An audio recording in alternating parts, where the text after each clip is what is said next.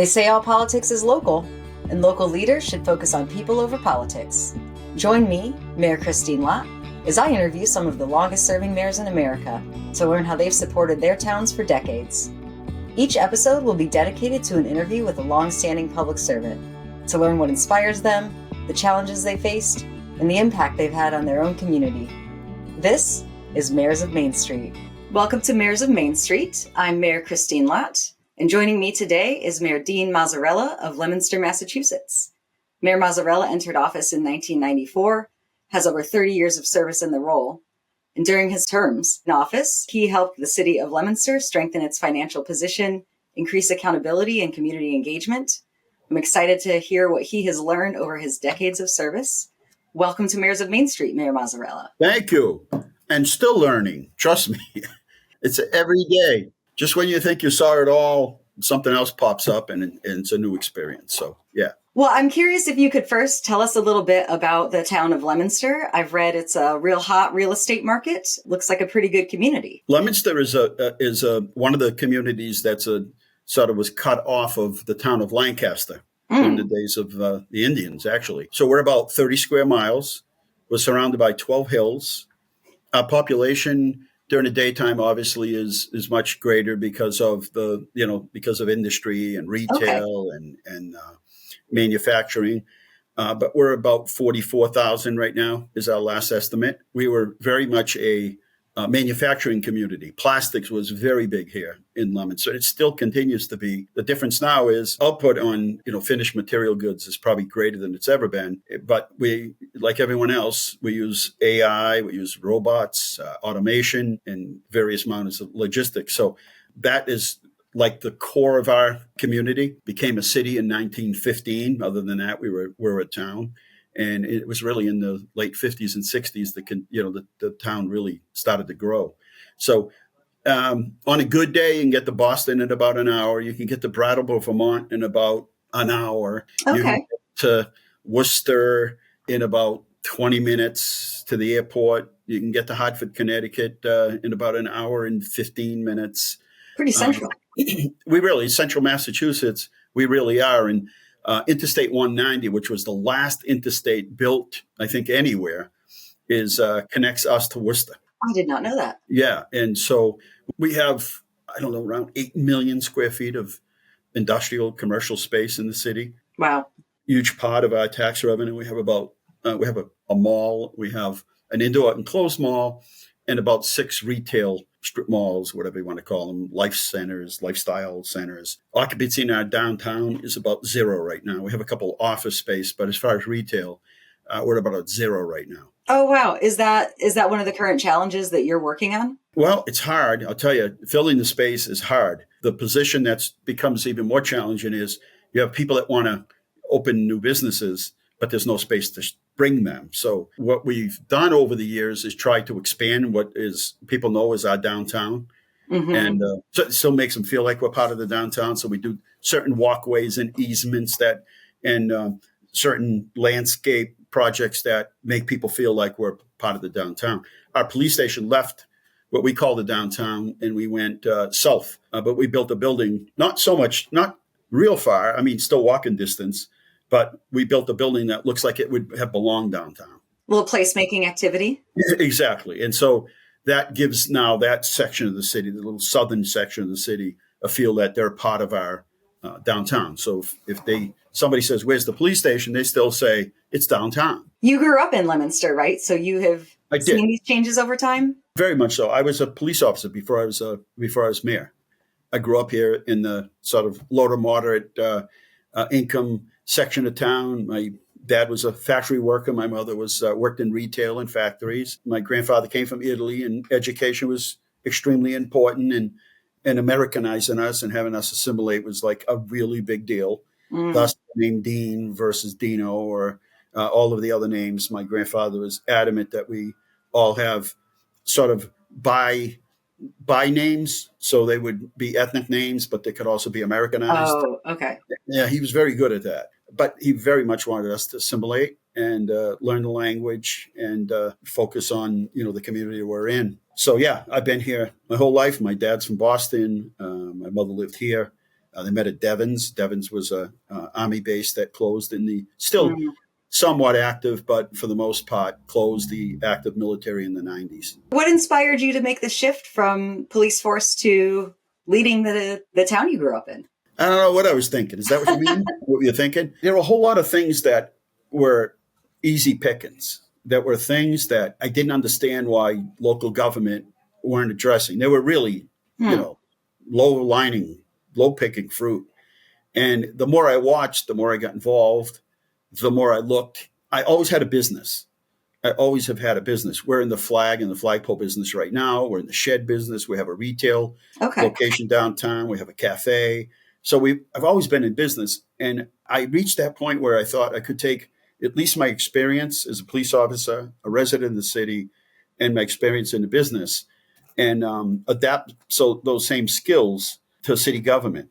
And it wasn't anything against anybody in particular. It was sort of more of an atmosphere of just kind of stuck in the mud. It wasn't because they didn't have the intent or they'd have good intentions or they didn't have the work ethic. It just seemed like they were just kind of stuck in the mud. It was the vibe at the time. Mm. And so I said, I think I can at least do what they're doing, at least that, but maybe I can do a little better. And that was pretty much my platform is, energy and new ideas. Drug issues were paramount here. And we never seemed to be able to get the help we needed or the things like radios. And we would hire and then lay off and then hire and lay off. And that's all departments. So I said, let me take a shot at it. I was never city council. I was involved in neighborhood groups, community organizing, that sort of thing. But I was never really involved in local politics or anything like that. And I just said, well, let me give it a shot. I'll put my name out there and see what happens. Well, I mean, that's a great story because so many people, I know for myself, I did not see myself in the role of mayor. It just sort of happened from involvement. Yeah. That was never my main intention. Believe me, that was never my dream. It wasn't anything I, talked about or had bumper stickers on my car or anything. It was the least of my thoughts. Well, and then you have an interesting background. So you grew up there, the community, you've worked in public safety, business owner. So that's sort of a lot of the areas that local government touches on, actually. Sure. And everybody has skills. I mean, everybody today brings skills. And think about it. Everybody that does everything is a specialist in what they do. It's not just your dentist or your doctor or your veterinarian. Everybody's a specialist at what they do. I mean, I don't care who it is, nurse practitioner. You're an expert in what you do. You install swimming pools. You are an expert in whatever it is you do for whatever you do for work. And so I'd like to think that, but I have to say, I've learned a lot. Yeah. I can say I brought some talent or some expertise to the table, but maybe one of the greatest assets was extracting people's talents who didn't know they had talents or finding talent and finding partnerships. Leading by example is one thing, but getting people to follow you on any particular mission, an agenda or whatever it's a whole nother thing. That there's no science or course you could take in any college or school to teach you how to do that. It's purely organic. I would love to hear more about how much you've learned over the years. And I'm curious, what would be the most important thing that you would have told yourself starting out or that you would share with somebody who's new in this sort of leadership role? Probably one of the things and I thought I was more, I consider myself sort of street smart, a street fighter. And one of the things that I anticipated was the political environment. So I wasn't on a board or a commission. I didn't then go and run for school committee and then run for city council and then take my turn at being mayor. I mean, I didn't. And I didn't realize the political outfall. Honestly, I thought, hey, I got a lot of good ideas. I work really hard. I think they'll see it and they'll jump on board and we'll all be friends and buddies and we'll get stuff done. I fully underestimated the political backlash of being a newcomer. Well, there's so much cooperation required in relationship building. Oh my goodness. I totally missed that one. I figured, all right, I'm elected. I've got some good ideas. Let's go. They'll see me work hard. I'll lead it by example and they'll jump on board. And it took years. I have an outstanding city council right now. Professional. And it's funny, 1/3 independents, 1/3 Democrats, 1/3 Republicans. It's perfect. They are very thorough. They're competent, representative of the community, all walks of life and talent. Their meetings last about an hour and a half to 2 hours, and that's it. They do a lot of research prior to the work. A lot of their work is done in subcommittees and on their own. And so when it comes time to hold a meeting and vote and have public forums, they're right there. And a lot of my time now I spend going to different cities and towns just talking about how important it is for all branches of government not to have a love fest and not to agree on everything, but to work together. And I think that's going on in this country right now is there's not that willingness to work. It's more about who gets credit for something. But I fully and totally underestimated the backlash of people who were just, and I've become friends with, and they're like my best friends. Some of the people that worked so hard against me to obstruct everything that I tried to do are now my best. And I'm not just saying, this isn't just like my best friends, my best advocates, and we work, shoulder to shoulder to get people's work done. What do you think you did that helped, turn that tide for them? Well, remember, through it all, you've got to get reelected to get your agenda through. We're at 2-year terms, and there's two ways to look at that. A 2-year term is good, I think, because you stay accountable to the people. And I've seen mayors that have been 4-year terms kind of lose touch with what the people's issues are and what's on their agenda. And you're running off with your own personal agenda, thinking that's theirs. Things change. Things change every day, month, week. And on the other hand, if you're not a good mayor and you have a 4-year term, people are stuck with you for 4 years. Yeah. On the other hand, I've seen communities like Taunton, Massachusetts, and Methuen, where they have term limits. And they've had some really good mayors, but they serve out their time and they have to leave. So there's all ways of thinking there. But I had to get through. For instance, let me take for instance. One of the things I wanted to do was pay off our unfunded liability, mainly our pension. We were millions, tens of millions. Oh, wow. I wanted to pay that off, and I wanted to get us fully funded so that all that money that we're paying to be unfunded, just carrying costs like a credit card, it's like paying interest. But hardly anybody was in agreement with that. And it took time and convincing the public that look at the math, this is a smart thing to do. At the end of the day, when we paid our pension off, everybody was happy. But it took time. Now, had I not get reelected, someone else might have come in and say, we don't need to pay the pension off. We'll just wait 2035, whenever. We'll just kick the can down the road. I'm not saying that would have happened, but I think I've been in office long enough for people to trust me, to know that I've done my work and that, everybody makes bad calls. But I think I've been around long enough for people to know we never had to go for an override or debt exclusion above the Prop 2.5. Where Massachusetts, we're limited to 2.5% added to our budget every year from the taxpayers. So if we'd never done an override or had to go back to the taxpayers and say we need more money, yet we built 3 new schools. We've done a new library, new police station. We've done wastewater treatment plants, and stayed within our budget. That takes time for people to build confidence, like a business, right? You get the wrong person that heads up a company and suddenly everybody sells off their stock. In one bad move and off you go. Same sort of thing in a community. So it's building that trust. It's residents of the city knowing that if something happens in the middle of the night, I can trust the mayor and his team are on it. And we got hit with a flood, and I think people trusted us that he's got a team of great people that know their stuff.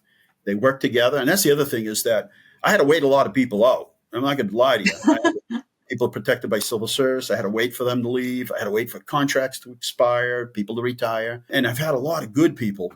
But right now, it's taken this long. We have like the all-star team, really good, solid people doing amazing things. And again, that takes time. Yeah. And for me, whenever I have new city councilors come on, I try to sort of onboard them and help orient them to the role and the work that's going on.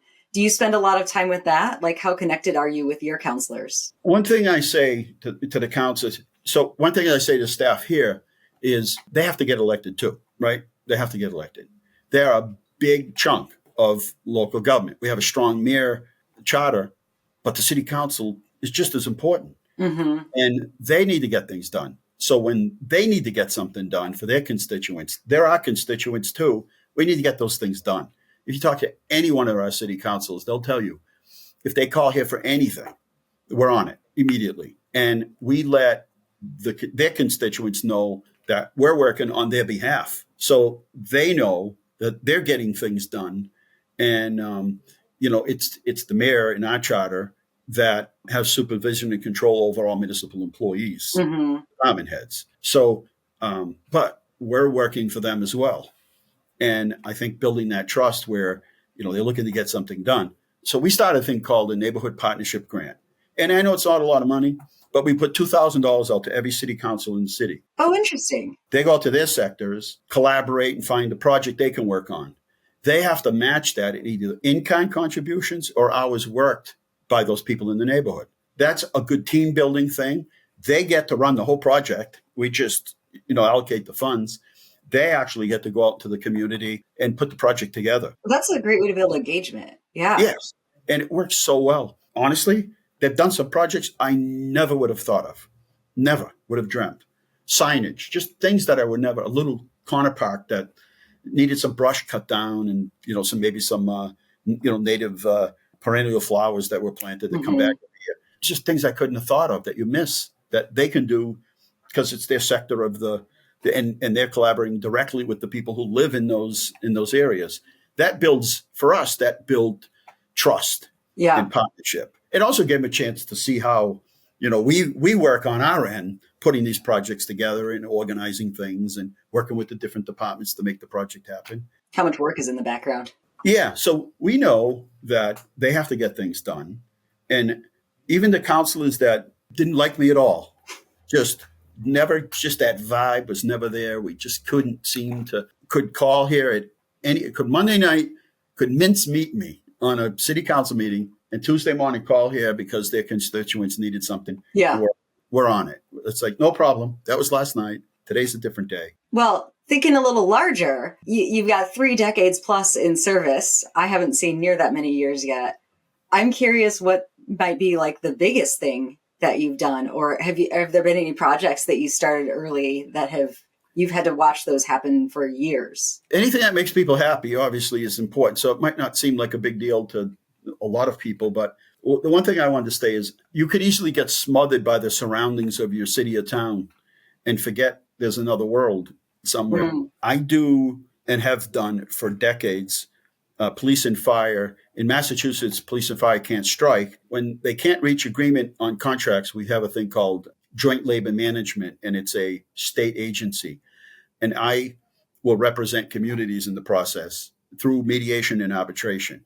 I've met so many people in that process, and it's actually helped me to develop myself as I improve my skills, because you learn from all these people, Definitely. And then the other thing that I've done is I've been on MassDOT. In Massachusetts, they're responsible for all the highways. So I'm a board director, registry of motor vehicles, mass aeronautics, and we approve the budget for mass transportation. I have learned so much from them, so much from the people who work there, and so much for the projects that they do. So I try to get myself or keep myself involved. Those are governor appointments. I try to keep myself involved in other things so that I can see beyond my, the 12 hills of Leominster. But probably a project that, we bought our own apple orchard that the city runs. So I run our volunteers. We've done a lot of projects, built schools and libraries and, the things that everybody can do. But there was one particular project for me. I grew up in a neighborhood in a section of town where there's 5,000 people. There were never any parks, no place to play. We literally played in the street. And believe it or not, street hockey came from Leominster. It came from us kids playing in the street. It's now called deck hockey.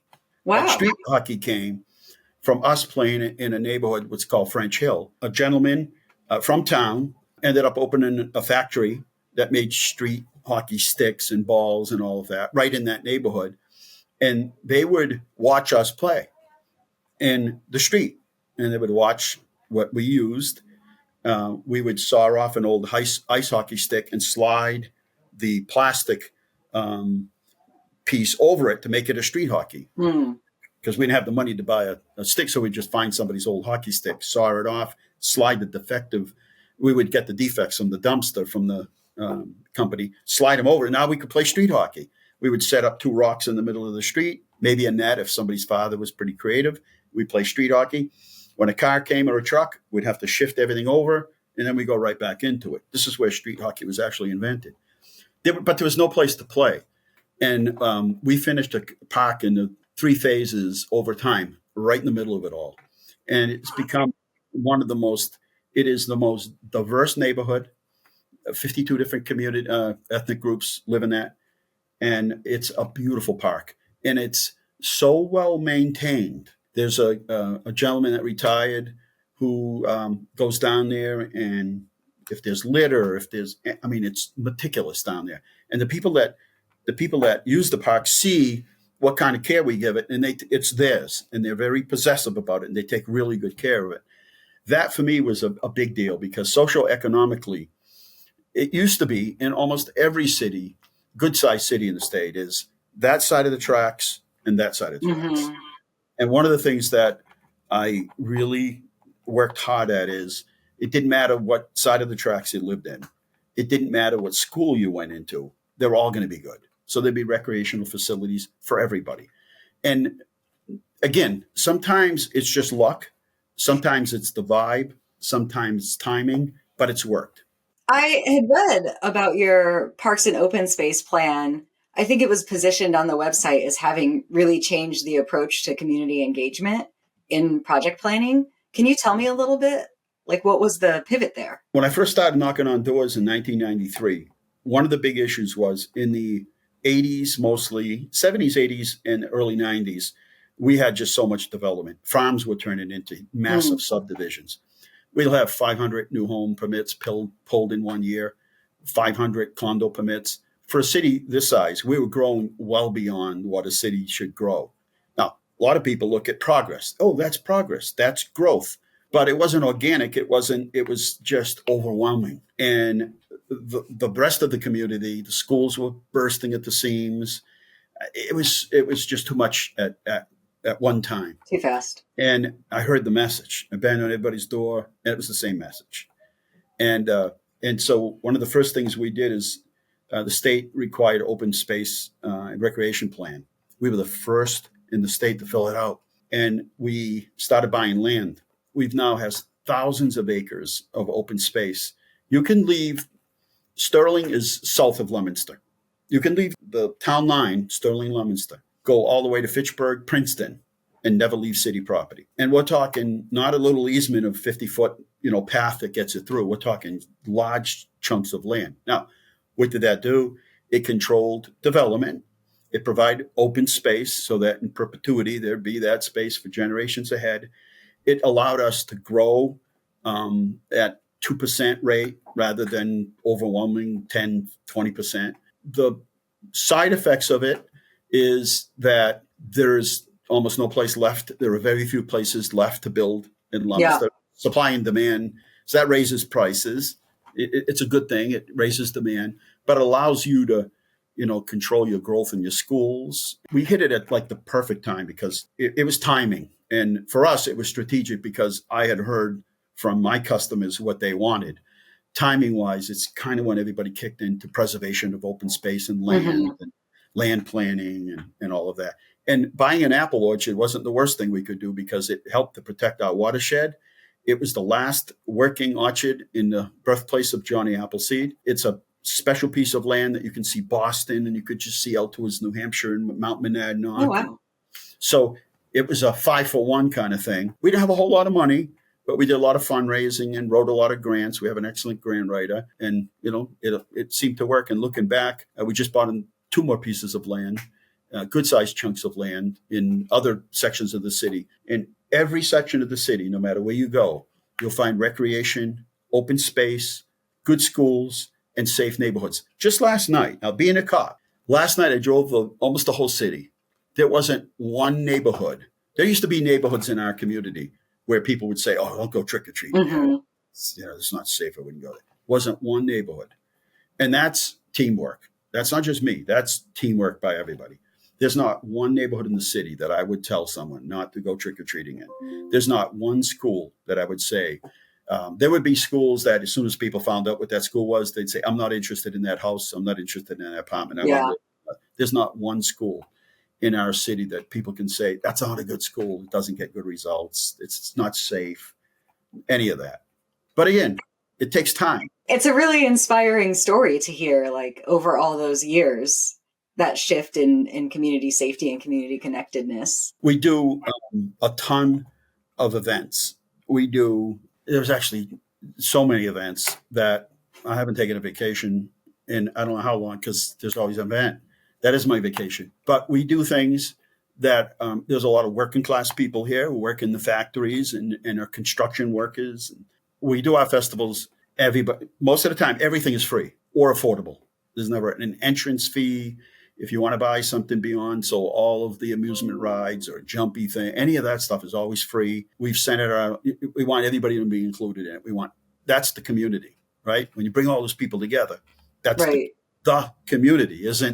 We have an admission fee, and by the time you leave here, it's going to cost you $500, and you got 2 kids. It's not the case here. And we've prided ourselves on that. We do a lot of events downtown. Everybody considers themselves downtown, considers it their downtown. So it's not like we're literally in the center of the city. So people take pride. It's all those little things. It's really, when I first ran for office, I had 2 main sort of strategies. One is I'm going to campaign by doing the job. I'm not going to wait till a month before the election and say, what did we say we were going to do last time? So campaign by doing the job. And I came in with no hooks and I'm leaving with none. So nobody's going to buy me. If people want access and want to come in, I'll listen to anybody. I don't care who you are, how much you make, what you look like, if you have a house, if you don't have a house, if you live in the street, if you live in the woods, doesn't matter to me. If you live in a multi-million-dollar house, it doesn't matter. That was a huge part. And you know what? It set the stage for anybody. It allowed everybody to know we're going to play even. And that's been effective for my 32 years here. How do you balance all that? You're a full-time mayor, ton of events. You're engaged in these state entities. You own a business. You have a family. How do you do it all? Good people are, as I said, everybody's an expert today who are expert in their areas. That's important. And that's, I watched the fire department yesterday. We have our own paramedics. We have our own firefighters, EMTs. And in 2 days, I watched 3 different times in action, and they're just masterful. It's like a symphony. And even, our police officer, their compassion. Just last week, we had a situation where a couple was homeless, but they needed some money to get to another location. These guys took money out of their own pockets to help these people out.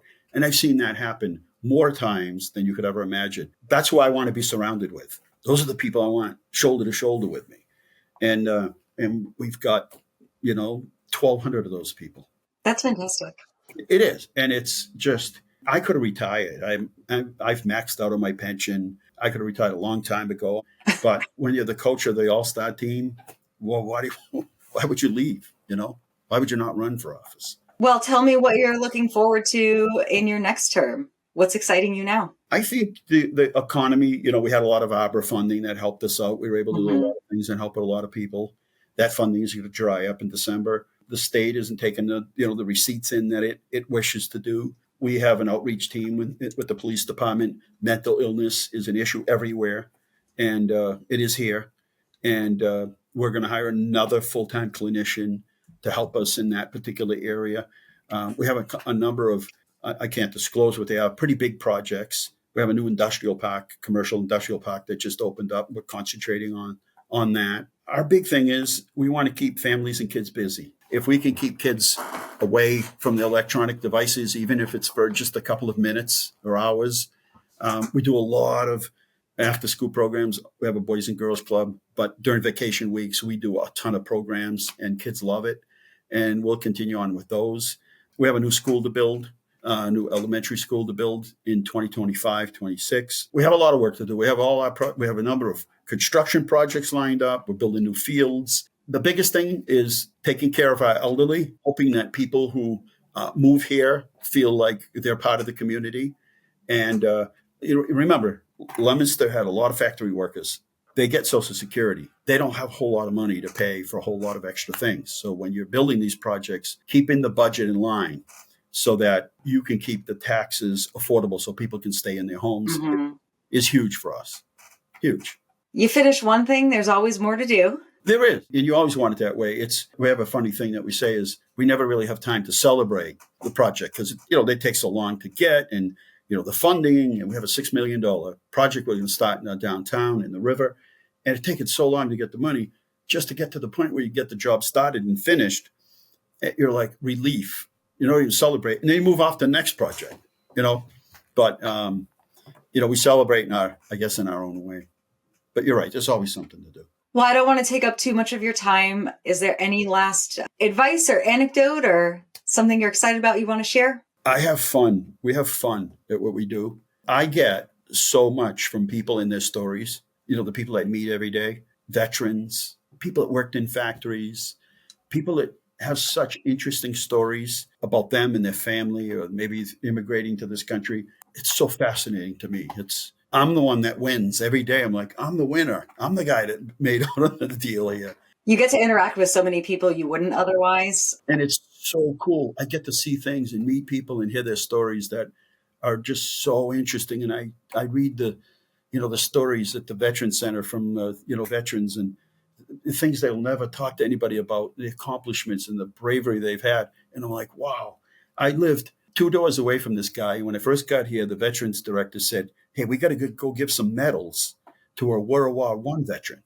Wow. This guy's heavily decorated. And I said, really? That's cool.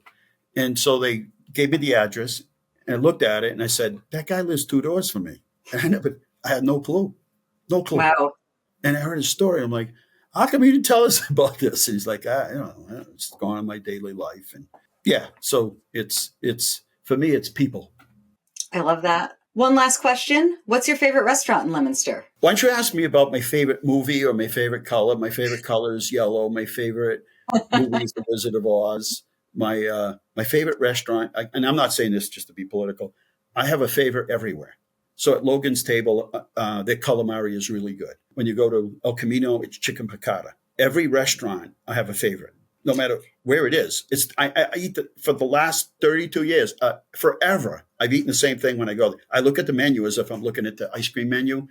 And when I get an ice cream, I always get the same thing. It's a strawberry sundae with mocha chip ice cream. Never tried that one. I never deviate from it. And so every restaurant, I have a favorite thing. So the pizza place across the street, I get a tuna salad. But if I go to Leominster House of Pizza, I get a chicken salad. And so every place, I have a favorite. It's like you said, where everyone has their skill that they're expert in. Every restaurant in Leominster has got their dish that they do the best. And I've tried things, and I'm just like, hey, why settle for something? You go to El Camino and have chicken piccata, you will think you are in heaven. There are people that travel miles and miles and states just to come here. When people come back to visit, especially on the holidays, you've got to stop at like El Camino to get chicken piccata. But everybody's good. We got 2 new restaurants opening up: Soul Kitchen, Korean food, and Benito's, which is another Italian restaurant. And I've already been, and unbelievable, like really good. So we have mostly, this is the one thing I'll tell you in closing, and this is one thing that's unique for us. Most of the people who own businesses here in Leominster, small, medium, large, live here. That's fantastic. Well, I feel like I have learned a lot about your service as mayor, but I am also prepared for a tourism visit down to Leominster one of these days. Well, I was going to say, I love going and visiting other places. So I'm going to talk to Kelly, who does all the scheduling here, and make sure that we get some time up there. Take some of the economic development people in our department heads, and we go traveling, looking at different places, because we learn just as much. People come here and say, oh, I learned a lot. We learned just as much from you. We'd love to have you sometime. Mayor Dean Mazzarella, thank you so much for your time. It's been a pleasure speaking with you and having this conversation. Appreciate you joining us on Mayors of Main Street. Thank you. Be well.